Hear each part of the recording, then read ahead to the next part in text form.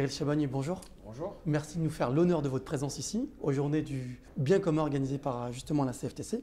C'est un plaisir pour moi aussi. Merci Cyril. Alors Cyril, quels sont les enjeux que porte la CFTC sur la transition écologique et énergétique?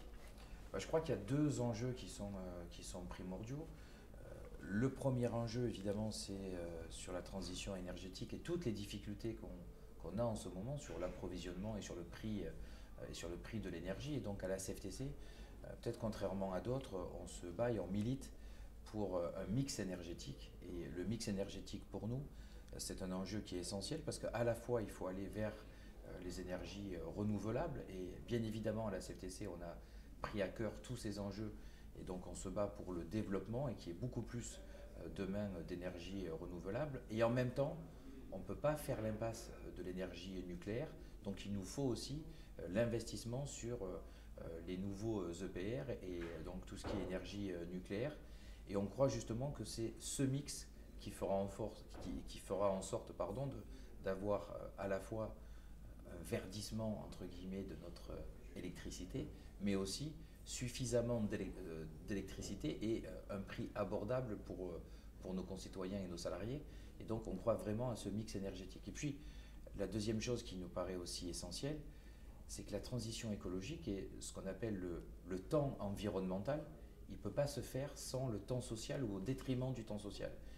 Et aujourd'hui, on voit souvent que le calendrier, il est uniquement vu sur le temps et sur l'urgence environnementale, qu'on peut comprendre d'ailleurs et qui est très importante. On ne s'en cache pas à la CFTC, oui c'est important, mais tout l'enjeu, et c'est l'enjeu d'ailleurs de cette journée, c'est comment on fait en sorte que ce temps environnemental et cette urgence, on l'associe, on le fait avancer à peu près en même temps que le temps social. Et c'est quoi le temps social? C'est aider les salariés à se former aux nouvelles technologies, parfois à se reconvertir. On sait qu'il y a des métiers qui vont disparaître et donc ces reconversions sont importantes. On voit bien que ce n'est pas forcément le même temps et souvent le temps social est plus long que le temps environnemental. Mais notre travail et notre enjeu à la CFTC, c'est de faire en sorte que ces deux temps avancent le plus possible de façon simultanée et ça c'est un enjeu qui est, je le crois, capital. Alors justement, Cyril Chabagnier, vous parlez de temps social. Parlons de fracture sociale. Est-ce que vous pensez que l'apparition de ces nouvelles énergies, de ces nouveaux modes de transport, va créer une fracture sociale entre ceux qui pourront se payer ces nouveaux modes de transport et ceux qui seront qui auront des difficultés pour y accéder? En tout cas, c'est le risque. On fera tout pour que cette fracture sociale n'existe pas, mais au jour d'aujourd'hui, c'est clairement le cas. La moindre voiture électrique, et d'ailleurs en tant que président confédéral, j'essaie de montrer l'exemple et je roule en petite voiture électrique, c'est plus de 30 000 € à l'achat une voiture électrique. Donc, Très cher. évidemment, c'est inaccessible pour une grande partie de notre population.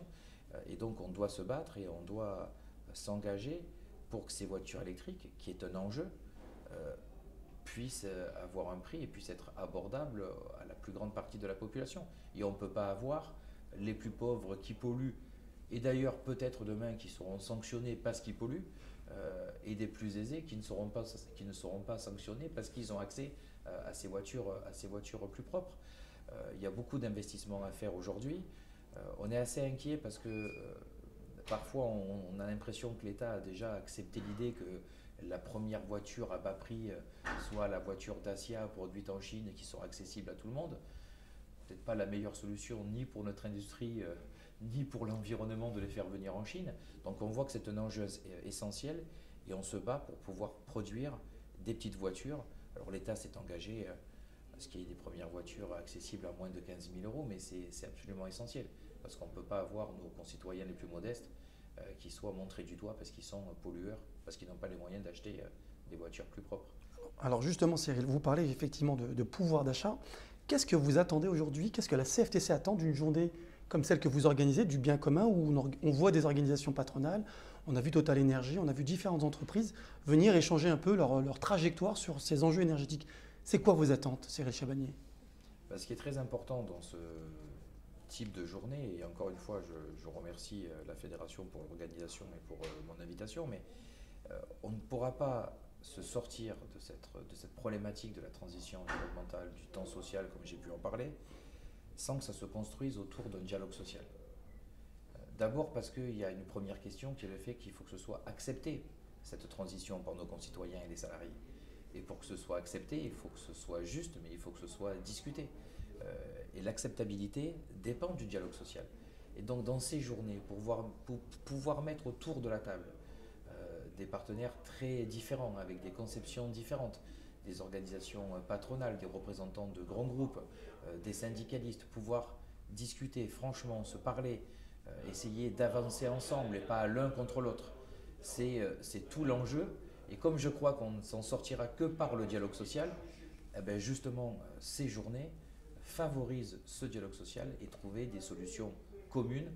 Et quand je parle de solutions communes, je prendrais presque le titre de cette journée. C'est pour le bien commun. Le bien commun, l'intérêt général, c'est ça, Cyril Chabagnier. Tout à fait. Cyril Chabagnier, votre interview touche à sa fin. L'année 2023 arrive à grands pas. Les fêtes de fin d'année, les fêtes de Noël. Quel message souhaitez-vous passer à tous ceux qui nous regardent, à tous les gens, à nos concitoyens justement, qui attendent beaucoup justement de cette année 2023, qu'on espère la plus positive possible? Tout d'abord, on sait qu'on va avoir un début d'année et même plus assez compliqué et assez difficile, donc il faut tenir bon. Moi, je reste toujours optimiste. Je veux dire à nos concitoyens et à l'ensemble des salariés qui peuvent compter sur la CFTC qu'on est là aujourd'hui pour les accompagner, se battre justement pour que toute une série de mesures soient plus justes. Et je crois que 2023 doit être l'année vraiment basée sur plus de justice sociale. Ça me paraît très important. On doit se battre sur le pouvoir d'achat. C'est aujourd'hui qu'avec une inflation qui est très importante, les prix de l'énergie, on va voir les factures. Malheureusement, nos concitoyens vont voir les factures fin janvier bien augmenter.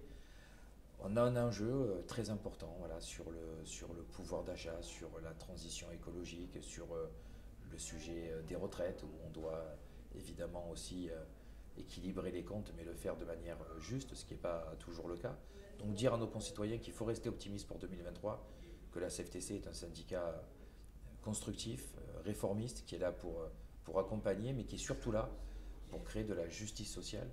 Et on est dans un monde aujourd'hui où on a besoin de cette justice sociale. Alors ça sera le mot de la fin, Cyril Chabagnier, la justice sociale. Merci de votre interview, Cyril.